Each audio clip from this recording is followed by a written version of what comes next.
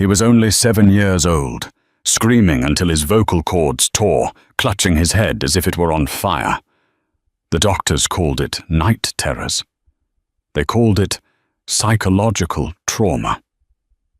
But when I looked at Leo, I didn't see a boy having a nightmare. I saw a boy in physical agony. They told me not to touch the bedding. They told me to just administer the sedative and leave.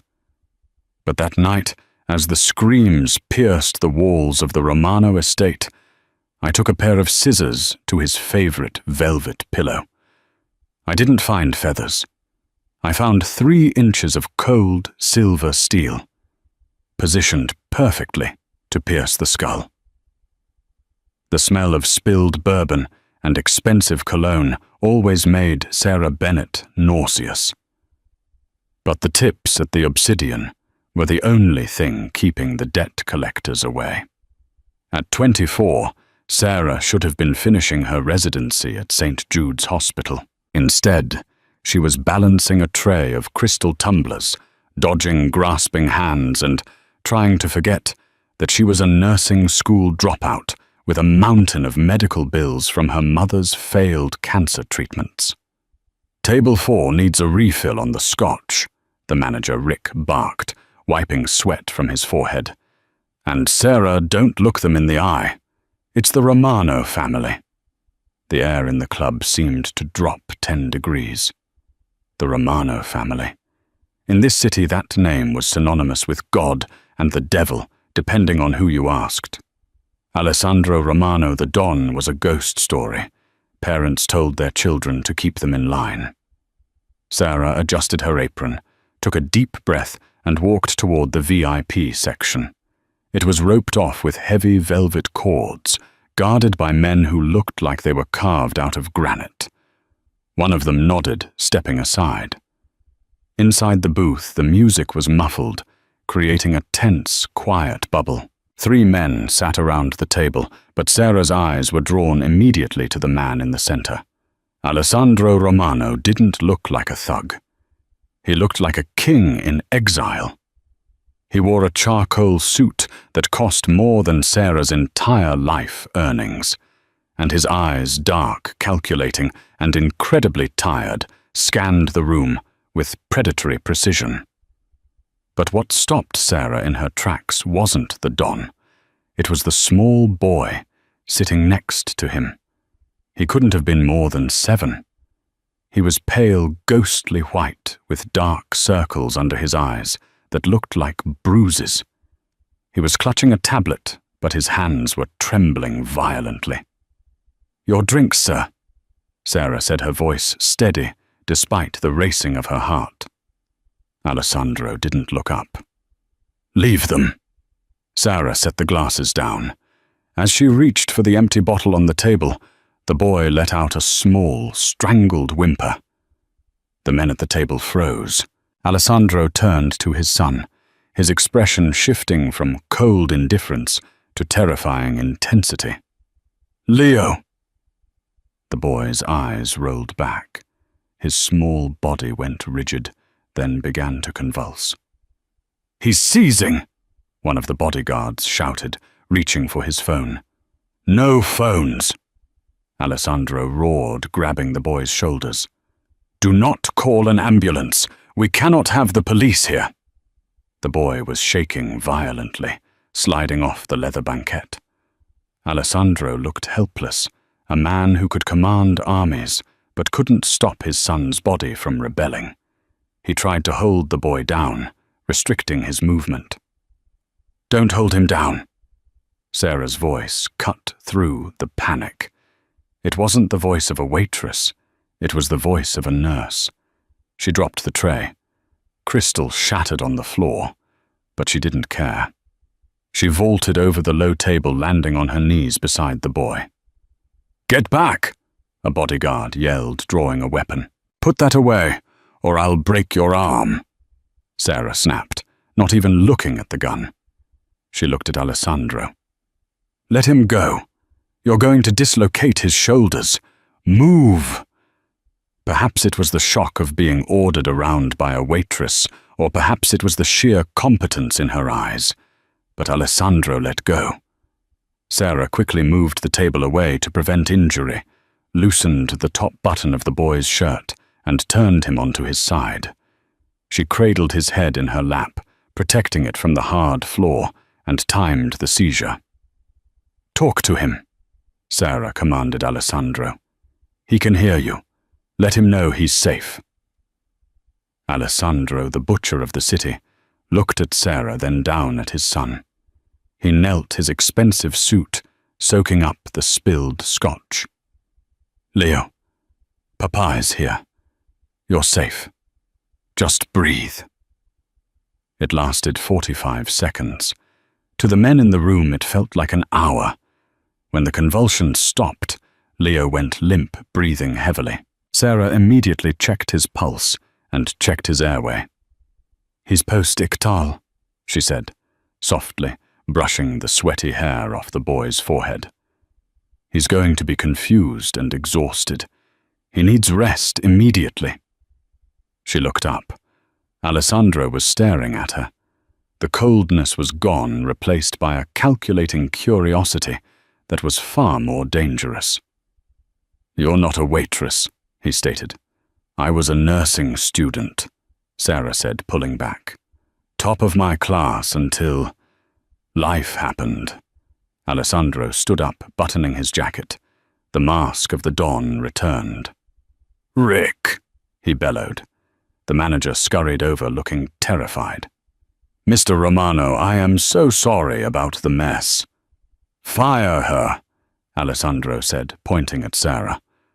Sarah's blood ran cold. "What, I just saved his life? I said fire her."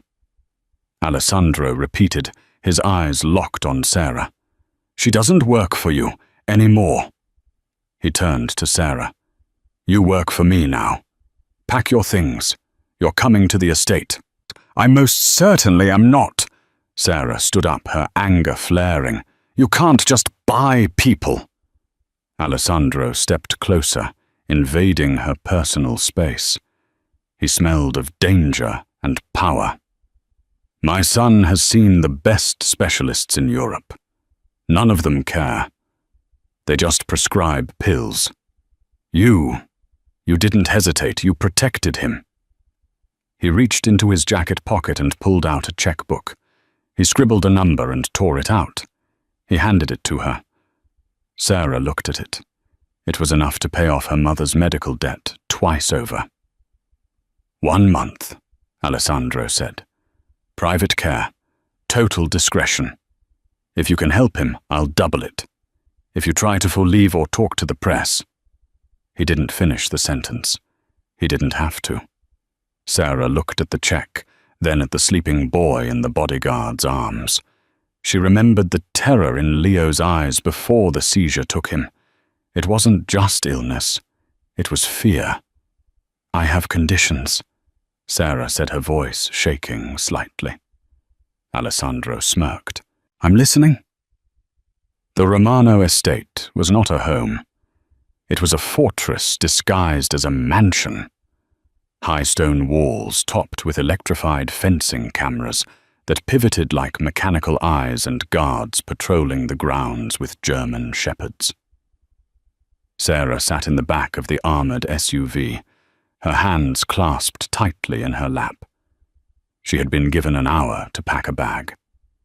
Now, as the iron gates groaned open, she wondered if she had just sold her soul or signed her death warrant.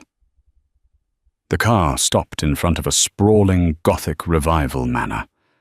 The front door opened, and a severe-looking woman in a stiff grey dress stepped out. This was Mrs. Gable, the head housekeeper. "You're late," Mrs. Gable said, as Alessandro exited the vehicle. She didn't even look at Sarah. "Dr. Thorne has been waiting for an hour." "There was an incident," Alessandro said shortly. "Take Leo to his room. This is Mrs. Bennett. She will be taking over the night shift nursing duties." Mrs. Gable's head snapped towards Sarah. Her eyes were like beads of black glass. "A waitress." "Sir." With all due respect, Dr. Thorne has specific protocols. Protocols that aren't working. Alessandro cut her off. Show her to her room. She starts tonight. Sarah was led through hallways that felt more like a museum than a house. The air was cold, smelling of lemon polish and old dust. There were no family photos on the walls, only oil paintings of storms and battles. "You will not speak unless spoken to," Mrs. Gable hissed as they walked up the grand staircase. "You will not wander the grounds, and you will strictly follow Dr. Thorne's medication schedule. If Leo wakes up screaming, do not coddle him. It is a behavioral issue." Behavioral. Sarah frowned. He had a grand male seizure. That's neurological. Dr. Thorne says it is psychosomatic, a bid for attention. Mrs. Gable stopped in front of a heavy oak door. "This is the nursery. Your room is the adjoining servants' quarters. Do not get comfortable. You won't last the week." Sarah watched the woman leave a shiver running down her spine. The hostility was thick enough to choke on. She entered the nursery. It was a massive room, dimly lit. In the center was a 4-poster bed that looked far too big for a 7-year-old. A man was standing by the window, checking a syringe against the light. He was tall, with slicked-back blonde hair and a smile that didn't reach his eyes. "Ah, the new help," he said, turning around. "I'm Dr. Thorne. I assume you know how to read a chart." "I know what I'm doing," Sarah said, walking over to the bed where Leo lay sleeping. "What are you giving him?" "A cocktail of sedatives and antipsychotics," Thorne said casually. "The boy has severe night terrors. He hallucinates, claims things are biting him. It's sad, really. The mother's death broke his mind." Sarah looked at Leo. Even in sleep, his face was pinched in pain. "Has he had an MRIA tox screen?" Thorne's smile vanished. "I am the chief of neurology at St. Mary's, Ms. Bennett. I don't need a dropout questioning my diagnosis. Your job is to wipe his brow and make sure he doesn't swallow his tongue. Leave the medicine to the doctors." Thorne placed a vial on the nightstand. "If he wakes up screaming, give him 5 cubic centimeters of this. Immediately. Do not hesitate. He can be violent." With that, Thorne left. Sarah was alone. The hours ticked by. The house settled into a heavy, oppressive silence. Sarah sat in the armchair by the bed, watching Leo's monitors. His heart rate was erratic. Around 2:00 a.m. The atmosphere in the room changed. The temperature seemed to drop. Leo stirred. It started as a whimper. Then he began to thrash. No, please," he mumbled in his sleep. Sarah stood up, approaching the bed. "Leo, it's okay. I'm here." Leo's eyes flew open. They were wide, dilated with sheer terror. He didn't look at Sarah. He looked through her. Then the scream tore from his throat. It was a sound of pure, unadulterated agony. It wasn't a nightmare scream. It was a pain scream. He grabbed the back of his head, clawing at his hair. My head. It hurts. Make it stop." Sarah reached for him. "Leo, tell me where it hurts." The bees are into the bed," he shrieked, arching his back. Sarah remembered Thorne's instructions. "Give him the sedative immediately." She reached for the vial but stopped. "The bees are in the bed." She looked at Leo. He wasn't hallucinating. He was pressing the back of his neck against the pillow, then jerking away, then pressing it back as if paralyzed by the pain. The door burst open. Alessandro stood there, a gun in his hand, chest heaving. Mrs. Gable was right behind him. "What is happening?" Alessandro yelled. "Why haven't you sedated him? He's in pain," Sarah yelled back. "This isn't a dream."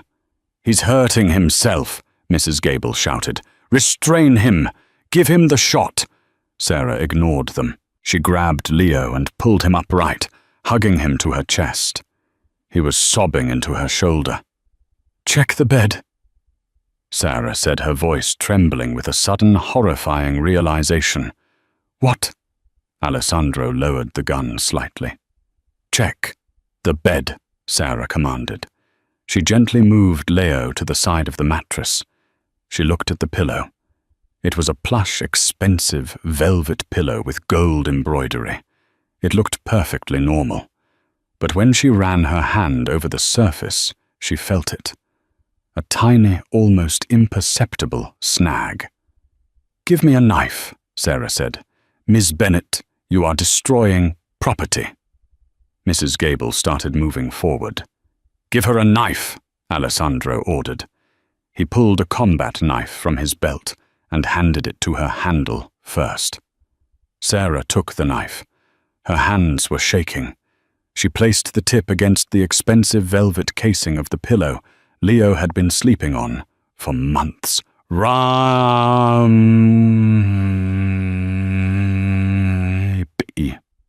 She sliced the pillow open from corner to corner. White hypoallergenic stuffing spilled out. But that wasn't all. Glinting in the dim light of the nursery chandelier, embedded deep within the stuffing, but angled upward so that the weight of a head would push them through the fabric, were needles. Not sewing needles, long, thick, hypodermic needles, dozens of them. Some were rusted. Some looked new. They were arranged in a cluster, right where the base of the skull would rest. The room went deathly silent. Sarah reached in carefully and pulled the stuffing apart. "My God," she whispered. "Every time he laid his head down. Every time he tried to sleep." She looked up at Alessandro.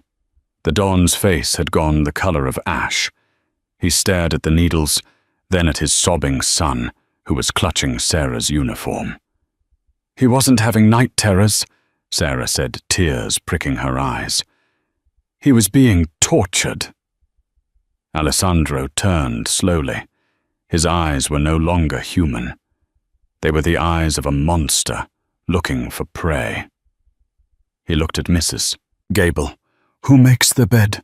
Alessandro's voice was a low rumble, like an earthquake before the fissure opens. Mrs. Gable was trembling. The maids. "I check them." "Someone put these here," Sarah said, examining the needles. "And look." She used the tip of the knife to lift one of the needles. The tip was coated in a dark, dried substance. They're dipped in something, probably a mild hallucinogen or a nerve agent. That's why he was seizing. That's why he saw bees. Alessandro walked over to the pillow. He touched the sharp tip of a needle, drawing a drop of his own blood. He looked at it. "Lock down the house," Alessandro whispered into his radio. "No one leaves. No one enters. If anyone tries to run, shoot them." He turned to Sarah. "Take my son to my room. Do not leave his side." "Where are you going?" Sarah asked, shielding Leo's eyes from the sight of the torture device. Alessandro picked up the pillow, the needles glinting like the teeth of a shark. "I'm going to find out who has been sticking needles into my son," he said, walking toward the door. "And I'm going to return the favor." The master suite of the Romano estate was a fortress within a fortress. The doors were 3 inches of solid mahogany, reinforced with steel, and the windows were bulletproof glass that looked out over the rain-swept grounds. Inside, the air was filtered and silent. Sarah placed Leo on the massive bed, propping him up with pillows she had personally inspected, squeezing every inch of them until her fingers ached to ensure no metal lurked inside. "It burns," Leo whispered, his voice raspy from the screaming. He was curled into a ball, his small hands clutching Sarah's arm as if she were a lifeline. "I know, baby. I know," Sarah murmured. She had raided the bathroom for a first aid kit and found a stockpile of supplies that would rival a small clinic. Alessandro Romano clearly lived a life where patching up bullet holes was a Tuesday occurrence. She snapped on a pair of latex gloves and turned on the high-intensity reading lamp. "I need to look at your neck, Leo. I'm going to be very gentle. I promise." Leo flinched but nodded. As he leaned forward, Sarah brushed aside the hair at the nape of his neck. She gasped softly. The skin was a mess of inflammation. There were dozens of tiny, angry red puncture marks. Some were fresh and bleeding. Others were scabs, and some were small, festering abscesses. The tissue was swollen and hot to the touch. "Oh my God," she breathed. This hadn't been happening for days. This had been happening for months. She took a sterile swab and gently dabbed one of the weeping wounds. The substance she had seen on the needles was here too, a yellowish, oily residue that smelled faintly of rotten jasmine. "Did you tell anyone about the pain?" Sarah asked, dipping a gauze in antiseptic. "I told Daddy," Leo whimpered as the cool liquid touched his skin. "I told him my head was on fire. I told told Thorne about the bees." "And what did Dr. Thorne say?" "He gave me the sleepy juice. He said I was crazy. Like Mummy." Sarah's hand froze. She looked at the boy's reflection in the dark window. "Like Mummy. Mummy saw bees too," Leo whispered, his eyes drooping. "Before she went to sleep forever, she screamed about the needles in her head. Daddy said she was sick. Now I'm sick." A chill that had nothing to do with the air conditioning swept through the room. Sarah pieced the horrific puzzle together. The mother hadn't just died. She had been driven mad, and the symptoms were identical. The heavy door unlocked with a mechanical clack. Alessandro walked in. He had removed his suit jacket. His white shirt was rolled up to the elbows, and there were speckles of fresh blood on his knuckles that didn't belong to him. He looked at Sarah, then at Leo, who had finally drifted into an exhausted, chemically induced slumber. "Did you find him?" Sarah asked, her voice low but hard. She wasn't afraid of him right now. She was too angry. Alessandro walked to the wet bar and poured a glass of water, his hand shaking slightly. "The staff is being interviewed by Luca. If anyone knows anything, we will know within the hour." "It's not just the staff, Alessandro," Sarah said, using his first name. She stood up, peeling off her bloody gloves. "Look at this." She gestured to Leo's neck. Alessandro approached, the smell of copper and gunpowder clinging to him. He looked at the angry red marks on his son's skin. He closed his eyes, a look of profound physical pain crossing his face. "I did this," he whispered. "I hired the doctors. I bought all the bed. I failed him." "Self-pity won't save him," Sarah snapped. She grabbed the swab she had used. "Smell this." Alessandro leaned in. He frowned. "It smells sweet, like flowers." "It's scopolamine," Sarah said, "or a homemade derivative of datura. It's a deliriant. In high doses it causes compliance and memory loss. But in small, constant doses, like being pricked by a needle every night for months, it causes terrifying hallucinations, paranoia, and hypersensitivity to pain." She looked Alessandro dead in the eye. Leo isn't mentally ill, and I'm willing to bet his mother wasn't either. Alessandro dropped the glass. It didn't break on the thick carpet, but water soaked into the expensive wool. Catherine, he breathed. She started complaining of headaches. Then she said the walls were bleeding. She said things were biting her. And the doctors, they said it was postpartum psychosis, schizophrenia. Alessandro's face hardened into a mask of pure fury. Dr. Thorne treated her too. Then Thorne knows, Sarah said. He's either incompetent or he's complicit. He's in the library, Alessandro said, his voice dropping to a subsonic growl. Waiting for his check. Don't kill him, Sarah said quickly, stepping in front of Alessandro. Give me one reason why I shouldn't peel the skin from his bones. Because he's the middleman, Sarah insisted. A doctor doesn't sneak into a house to sew needles into a pillow. A doctor prescribes the drugs to cover up the symptoms. Someone else is planting the needles. Someone else wants your heir and your wife out of the way. If you kill Thorne now, you lose the link to the puppet master. Alessandro stared at her. For a moment, she thought he might strike her. Then the tension left his shoulders. He looked at her with a newfound respect. You think like a soldier, he said. I think like a nurse who wants her patient to live, Sarah corrected. Now I need you to bring me everything you have on Catherine's death. Autopsy reports, toxicology, everything. And bring Thorne in here. We need to break him, but we need to do it my way. Alessandro nodded slowly. And Leo. Leo stays with me. If anyone tries to come through that door who isn't you, I'll kill them. Alessandro reached into his waistband and pulled out a matte black handgun. He checked the chamber and handed it to her. Safety is off, he said. Aim for the center of mass. The library was a cavernous room of dark wood and leather, smelling of old paper and cigars. Dr. Thorne sat in a high-backed chair, sipping a brandy that he had poured for himself without asking. He looked bored, checking his gold Rolex every few minutes.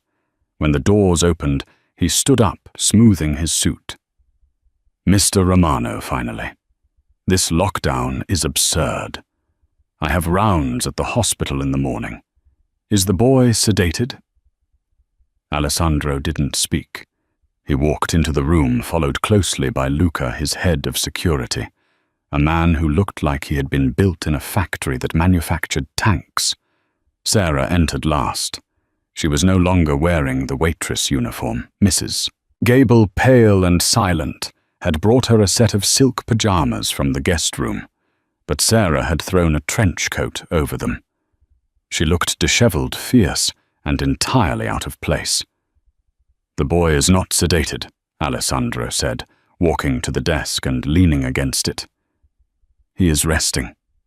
No thanks to you. Thorne chuckled nervously. Mr. Romano, we've discussed this.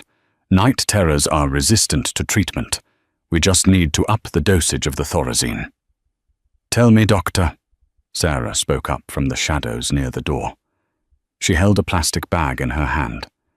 Inside was the velvet pillowcase, sliced open to reveal the horrifying cluster of steel. Is Thorazine the treatment for puncture wounds? Thorne squinted at the bag. What is that? It's Leo's pillow.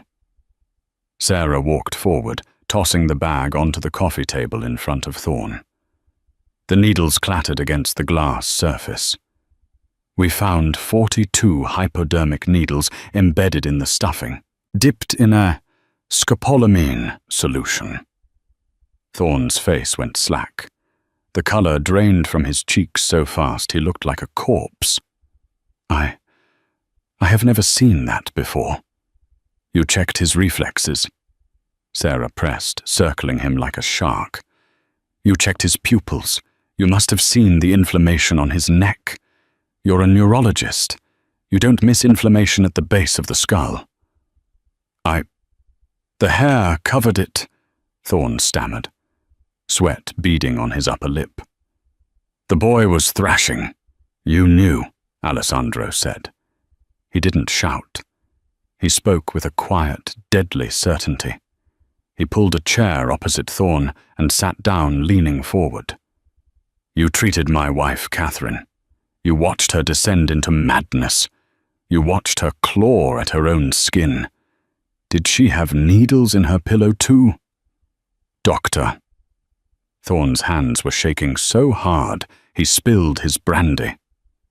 Alessandro, please. I am a medical professional. I would never. Alessandro moved so fast, Sarah barely saw it. He grabbed Thorne's hand, slammed it onto the table, and stabbed a letter opener between the doctor's fingers, embedding it an inch into the wood. Thorne screamed. The next one goes through the palm, Alessandro said pleasantly. Who paid you? No one, I swear. The needles were dipped in scopolamine, Sarah interjected calmly. That's not something you buy at a pharmacy, but a chief of neurology would have access to the hospital labs. You supplied the poison, didn't you? Thorne was hyperventilating. He looked at Luca, then at Alessandro, and realized there was no way out of this room. She threatened me, Thorne sobbed. She said she knew about the malpractice suit in Boston. She said she'd ruin me. Who? Alessandro roared, twisting the letter opener. I don't know her name, Thorne cried. She calls on a burner phone. A woman. American accent. She pays in crypto. She told me to ignore the symptoms. She said she just wanted the boy confused. She said she wanted him to look unfit to inherit the family business. And my wife, Thorne, wept, his arrogance completely shattered. Same thing. She said Catherine was getting too involved in the business. She wanted her marginalized. I didn't know she would kill herself. I just provided the drugs. Alessandro stood up, disgust radiating off him. He turned to Luca. Take him to the basement. Keep him alive. Barely. Wait, Sarah said. Her mind was racing. He said the woman wanted Leo to look unfit to inherit. This isn't just about killing him. It's about succession. It's a coup. Suddenly the lights in the library flickered and died. The entire estate plunged into darkness. The backup generators should have kicked in, Luca shouted, drawing his weapon. Someone cut the main line and the backups. Leo, Alessandro and Sarah said in unison. The master suite was 3 floors up. Luca, secure the perimeter, Alessandro barked. Sarah with me. They ran into the hallway. The emergency lights bathed the corridor in a sickly red glow. The silence of the house was gone, replaced by the mechanical wail of the security alarm. They took the stairs 2 at a time. Sarah's lungs burned, but adrenaline pushed her forward. As they reached the 2nd floor landing, a shadow detached itself from the darkness at the top of the stairs. A figure dressed in black tactical gear, wearing a night vision face mask. Alessandro didn't hesitate. He fired 2 shots. The figure didn't fall. He was wearing body armor. He returned fire, the bullets tearing chunks of plaster from the wall inches from Sarah's head. Get down! Alessandro shoved Sarah behind a marble statue. They're inside, Sarah gasped. How are they inside? We have a rat. Alessandro grimaced, checking his magazine. A rat who has the codes. Above them on the 3rd floor, a scream echoed. It wasn't a pain scream this time. It was a scream of pure terror. Leo! Sarah yelled. Disregarding safety, she scrambled out from behind the statue. The gunman adjusted his aim toward her, but Alessandro broke cover, tackling the intruder. The 2 men crashed through the banister, tumbling down to the floor below in a mess of limbs and shattering wood. Sarah didn't look back. She scrambled up the remaining stairs on her hands and knees. She reached the master bedroom door. It was open. The room was dark, illuminated only by the red strobe of the fire alarm outside. The window, the bulletproof window, was shattered. A grappling hook was secured to the frame. The bed was empty. Sarah scanned the room frantically. Leo! A movement in the corner. A man dressed in the same tactical gear was hoisting Leo over his shoulder. Leo was limp, likely sedated again. The man was heading for the window. Sarah had the gun Alessandro gave her. She had never fired a gun in her life. Her hands were trembling. Aim for the center of mass. Put him down, she screamed. The man turned. He saw a waitress in a trench coat holding a gun with both hands. He laughed, a muffled sound behind his mask. He turned back to the window, dismissing her as a threat. He was wrong. Sarah didn't aim for the center of mass. She aimed for the leg. She pulled the trigger. The recoil nearly broke her wrist. The sound was deafening. The bullet missed the leg but struck the man in the lower back, just below his vest. He grunted, his knees buckling. He dropped Leo onto the carpet. The man spun around, raising his assault rifle. Sarah pumped the trigger again, blindly this time. The bullet shattered a vase, then the mirror. The man snarled and lunged at her. He backhanded her across the face with the stock of his rifle. Sarah flew backward, hitting her head against the wall. Stars exploded in her vision. The gun slid across the floor out of reach. The man loomed over her, pulling a knife. "Stupid bitch!" He raised the knife. Sarah squeezed her eyes shut. Bang! The man's head jerked back violently. He collapsed on top of her dead weight. Sarah gasped, pushing the heavy body off her. She looked toward the door. Mrs. Gable stood there. She was holding a small pearl-handled revolver. Her grey bun was coming undone, and she was shaking. Mrs. Gable stuttered, looking at the dead man. I heard the noise. Sarah didn't ask questions. She crawled over to Leo. He was breathing. He was okay. She looked back at Mrs. Gable, then at the dead intruder. She reached out and pulled the mask off the dead man's face to see who had tried to take the boy. Sarah gasped. She knew him. It wasn't a stranger. It wasn't a mercenary. It was Rick, the manager of the club where she worked, the man who had served Alessandro his drink just hours ago. "What?" Sarah whispered. Mrs. Gable dropped the gun. He came in through the service entrance.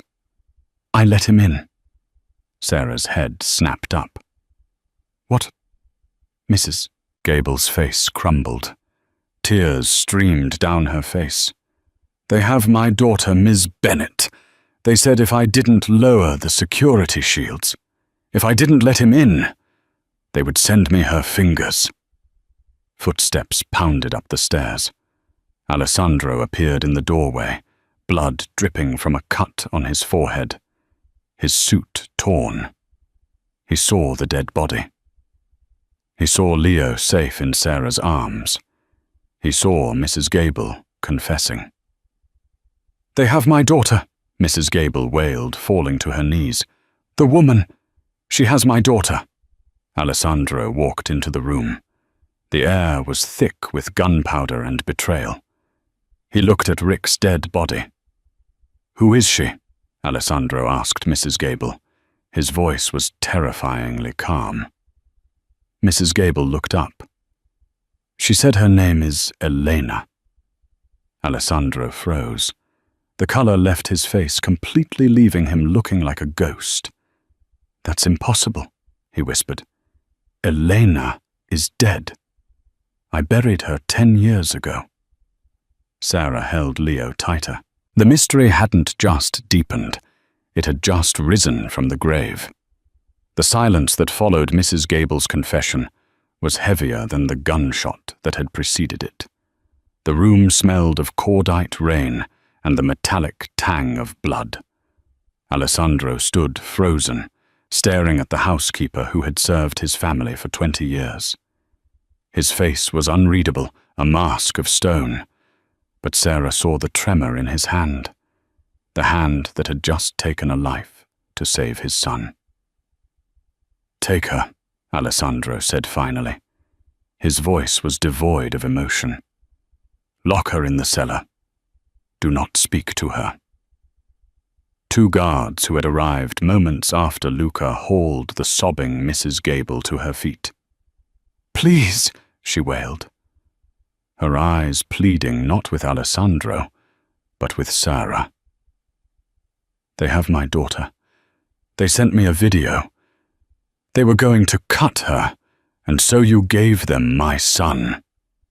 Alessandro cut her off, his voice dropping to a terrifying whisper. "Get her out of my sight." As the door closed behind them, the adrenaline that had been propping Sarah up suddenly evaporated. Her knees buckled. Alessandro was there instantly. He caught her by the elbow, his grip iron strong. "You're in shock." I shot a man," Sarah whispered, looking at her hands. They were stained with Leo's sweat and the intruder's blood. "I killed him." "You saved Leo," Alessandro said firmly. He turned her face toward him, forcing her to look into his eyes. They were dark, stormy, and intense. "You did what was necessary. That is the only law in this house now." He picked up Leo, who was still groggy and limp, and carried him out of the ruined master bedroom. "We go to the safe room. It's in the basement. No windows. Reinforced steel." The safe room was more like a luxury bunker. It had a small kitchenette, a bathroom, and a bed. Alessandro laid Leo down, covering him with a thick wool blanket. Sarah went to the sink and scrubbed her hands until they were raw. She couldn't get the feeling of the gun's recoil out of her muscles. When she turned around, she saw Alessandro sitting on the edge of the bed, his head in his hands. Blood was dripping steadily from the cut on his forehead, staining the expensive Persian rug. "You're bleeding," Sarah said. Her nurse's instinct overrode her trauma. She grabbed the first aid kit from the shelf. "It's nothing," he muttered. "Sit still," she commanded softly. For the first time, the great Don Romano obeyed without question. He sat perfectly still as Sarah cleaned the wound with antiseptic. It was a deep one, likely from the fall through the banister. "You need stitches," she said. "Do it." As she worked, threading the needle, a healing needle, unlike the ones found in the pillow, the intimacy of the moment settled around them. The bunker was quiet, save for the hum of the air filtration system. "Who is Elena?" Sarah asked. She didn't look at his eyes. She focused on the wound. Alessandro flinched, not from the pain of the needle, but from the name. "She was my fiancée," Alessandro said, his voice sounding hollow, as if coming from a deep well. 15 years ago, before Catherine, before I became the Don. You said you buried her." "I did." Alessandro stared at the blank concrete wall. "There was a car bomb. It was meant for my father. Elena was driving. The car, there was nothing left. We buried a closed casket. A few ashes." Sarah tied off the final stitch and snipped the thread. "If she died in a car bomb, there wouldn't be a body to identify. Just dental records, DNA. It was 15 years ago. The technology wasn't what it is now. And the fire..." He trailed off. "I saw the explosion, Sarah. No one survives that." "Rick knew her name," Sarah pointed out gently. "Mrs. Gable said the woman on the phone used that name. Someone is resurrecting your past to destroy your future." Alessandro stood up, pacing the small room. Eleanor knew the family secrets. She knew the security protocols. She knew the layout of the estate. If she is a leaf, if she faked her death, why wait 15 years? Because revenge is a dish best served cold. Alessandro gave a bitter laugh. No, because 15 years ago I was a prince. Now I am the king. Taking everything from me now hurts more. He stopped pacing and looked at Sarah. The hardness in his face softened slightly. You should leave. When the sun comes up, I will have Luca drive you to the airport. You can go anywhere. I will give you enough money to disappear. Sarah looked at Leo sleeping peacefully for the first time in months, his breathing even.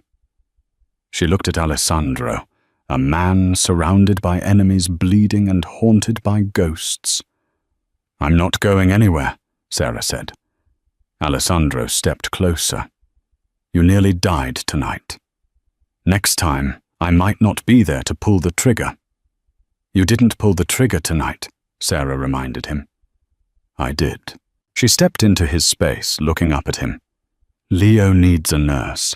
He needs someone who isn't afraid of the dark or your ghosts.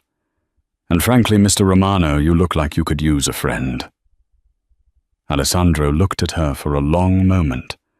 The air between them crackled with an unspoken tension, a magnetic pull born of shared survival.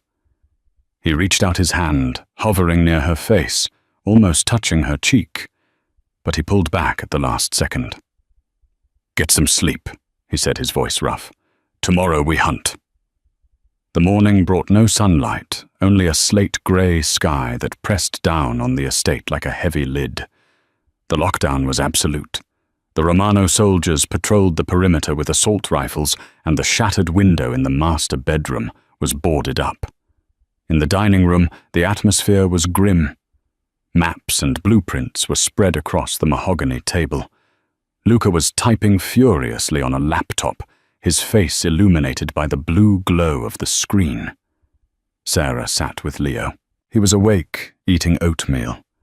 He looked pale, but the shadows under his eyes seemed less profound than the day before. The absence of the needle-filled pillow had given him his first real rest in months. Does it hurt? Leo asked, pointing to the bandage on Sarah's forehead, where the intruder had struck her. Only a little bit, Sarah smiled. It's a warrior's scar, like a pirate. Leo giggled. It was a rusty, unused sound, but it made Alessandro look up from the maps with a flash of something like hope in his eyes. We have a hit, Luca announced, breaking the moment. Alessandro moved to the head of the table instantly. Show me. We traced the crypto payments to Dr. Thorne, Luca said, turning the laptop so Alessandro could see. They were routed through a shell company in the Cayman Islands, but the IP address for the authorization, it wasn't offshore. It was local. Where? A penthouse in the Obsidian Tower, Luca said. Downtown. Sarah frowned. The Obsidian Tower, that's owned by the rival syndicate, the Moretti family. The Morettis have been at peace with us for a decade, Alessandro said, his jaw tightening. Unless they've been harboring a ghost. There's more, Luca hesitated. We analyzed Mrs. Gable's phone, the voice on the calls. We ran it through audio restoration software to remove the distortion. Luca pressed a key. A voice filled the room. It was smooth-cultured and chillingly calm. Make sure the needle is placed correctly, Mrs. Gable. We want the boy to suffer, not to die. Not yet. Alessandro went white. He gripped the edge of the table so hard the wood groaned. It's her, he whispered. That's Elena's voice. Sarah stood up, sensing the shift in the room. The ghost was real, and she was in the city. What are you going to do? Sarah asked. I'm going to pay the Morettis a visit, Alessandro said, straightening his jacket. He checked the gun in his shoulder holster. And I'm going to burn that tower to the ground if I have to. I'm coming with you, Sarah said. Absolutely not. Alessandro turned on her. This is war, Sarah, not a medical emergency. I know what she looks like, Sarah lied. She didn't, but she needed to be there. She had a feeling that this wasn't just about guns and territory. It was personal, and Alessandro was too emotionally compromised to see clearly. And I know the medical effects of the drugs she's using. If she has Mrs. Gable's daughter, she might be keeping her sedated too. You need a medic. Alessandro glared at her, but time was wasting. Luca, give her a vest. If you step out of the car before I give the order, you're fired. I'm already fired, remember? Sarah smirked. Drunk, the convoy of black SUVs tore through the rainy streets of the city like a pack of wolves. Sarah sat in the back with Alessandro. He was cleaning his gun, the rhythmic click-clack of the slide, the only sound in the car. Why did she betray you? Sarah asked softly. Elena. Alessandro didn't look up. My father didn't approve of her. She was ambitious, too ambitious. She wanted to merge the families to take over the drug trade. My father wanted to keep the business legitimate gambling and construction. Elena tried to stage a coup. I thought she died before she could succeed. So she hates you because you chose your father over her. She hates me because I survived, Alessandro said, and because I found happiness with Catherine. The car screeched to a halt. We're here, the driver announced. The obsidian tower loomed above them, a spike of black glass piercing the clouds. Luca, take the lobby. Secure the elevators, Alessandro commanded into his earpiece. Sarah, stay close to me. They moved into the building with terrifying efficiency. The Romano soldiers neutralized the lobby guards without firing a shot. Silencers and brute force. They packed into the private elevator. Penthouse A. As the numbers climbed 20, 30, 40, Alessandro's tension mounted. He looked like a coiled spring. Sarah reached out and took his hand, his fingers interlaced with hers, squeezing tight. It was a grounding anchor in the chaos. Ding! The doors opened. They expected gunfire. They expected an army. Instead, they found a party. The penthouse was filled with soft jazz music.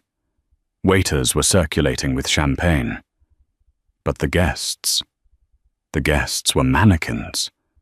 Dozens of them, dressed in fine evening wear, arranged in conversational groups. It was a macabre, silent ball. Clear the room, Alessandro barked, moving forward, gun raised. There was no one. Just the plastic smiles of the mannequins. Over here, Luca shouted from the balcony. Alessandro and Sarah ran to the sliding glass doors. On the patio table overlooking the city sat a single laptop. It was open, running a video call. On the screen was a woman.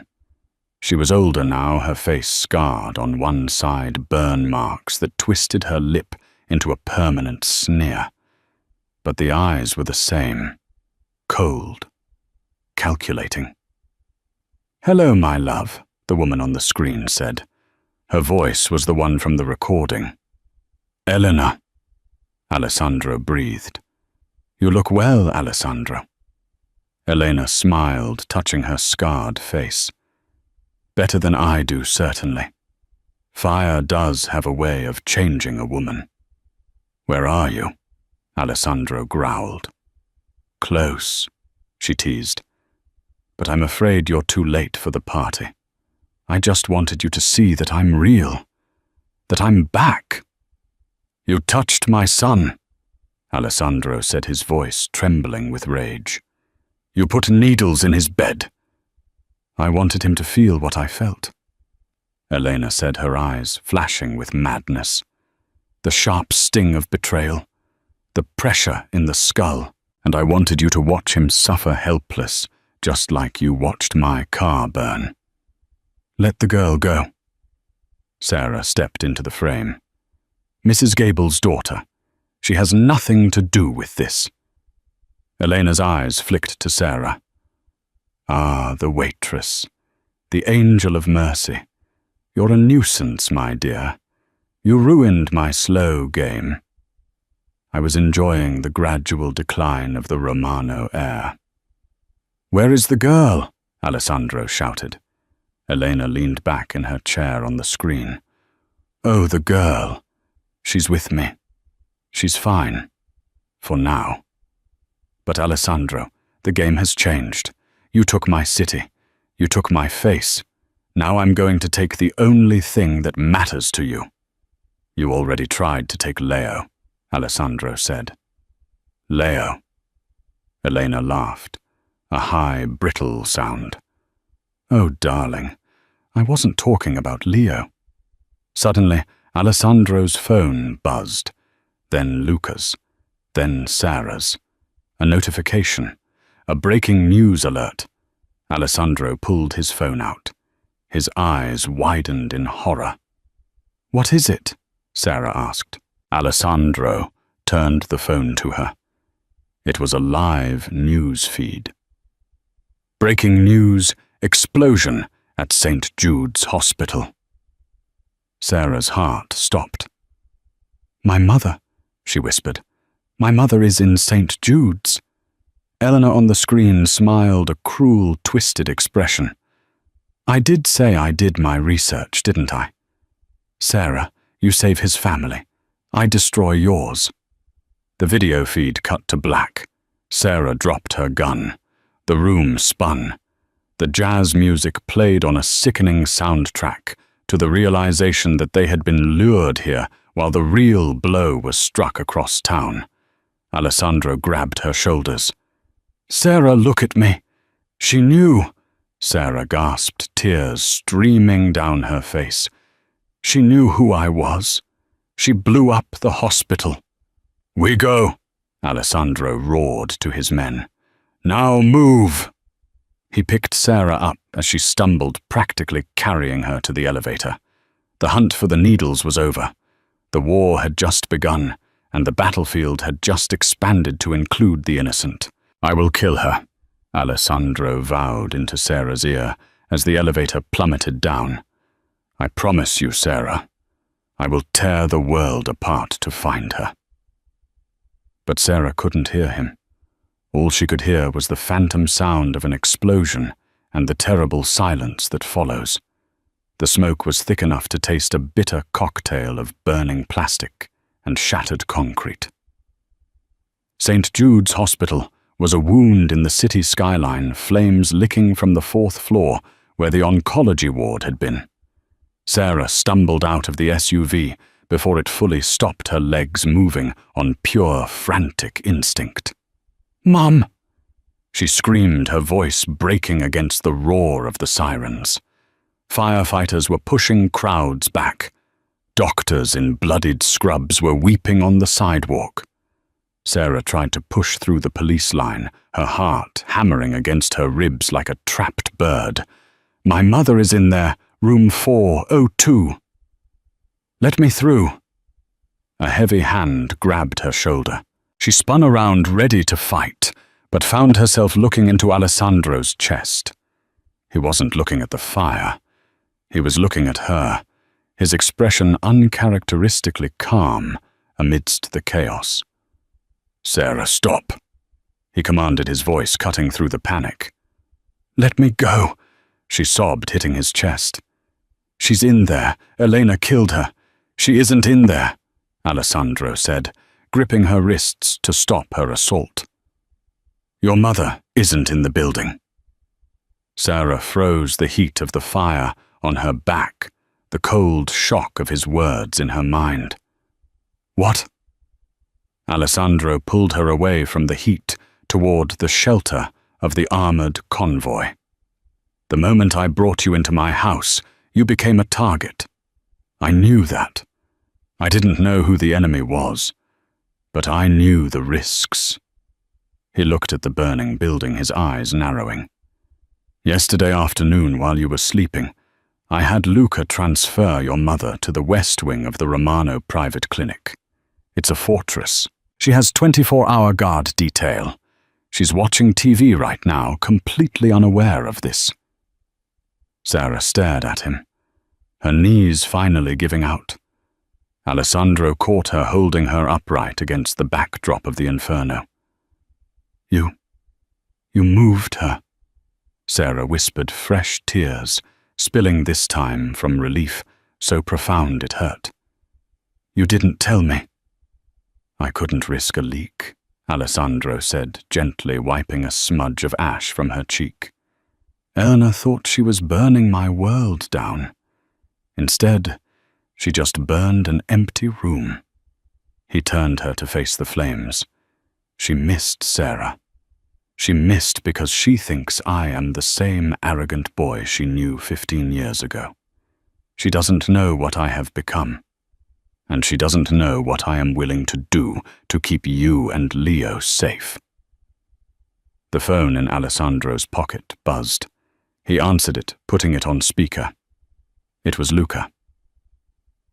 Don, Luca's voice crackled. We tracked the signal from the penthouse video call. We triangulated the backup relay. We know where Elena is operating from. It's an old warehouse in the shipyard. Alessandro's face shifted. The protective father vanished. The warlord returned. Is the tactical team ready? Ready and waiting for your order. Alessandro looked at Sara, the waitress who had cut open a pillow to save his son, the woman who had shot a hitman to protect his heir. She wasn't trembling anymore. The fire in the background seemed to reflect in her eyes.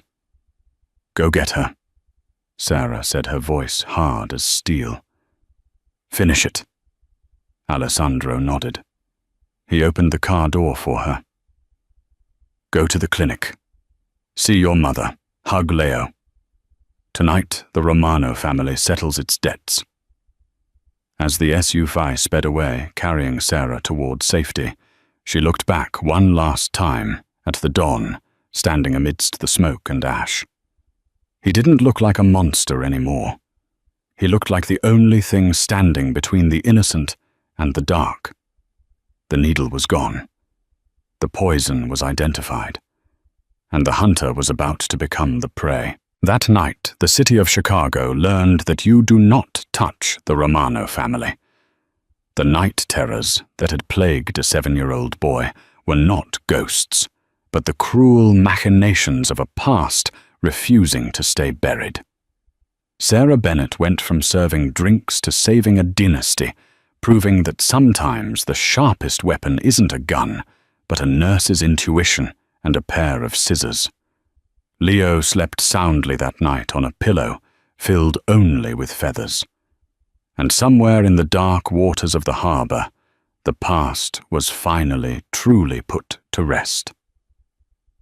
And that is the terrifying, twisted story of the Mafia boss's son and the deadly secret hidden in his pillow.